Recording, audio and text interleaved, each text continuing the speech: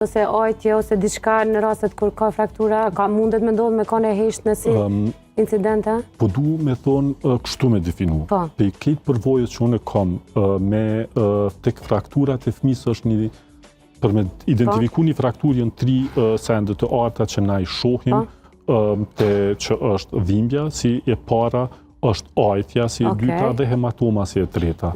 Çka ndodh te fëmijët deri në moshën 2 vjeçare, po flasim. Hematoma është shumë shpesh jo evidente. Dhimbja është një simptom që ne kanjëherë nuk e dim qatë sakta po qanë pse po donë diçka të ëmbëlsira për vëmendje, apo është perimen një dhimbje. Dhe që kjo është ajo një send shumë i vogël që mundet me dalu, diçka nuk është në rregull, dhe hematoma shpesher na mungon. Nëse një fraktur të fëmijët është shfaq hematoma, atëherë jem të bisedu për një fraktur që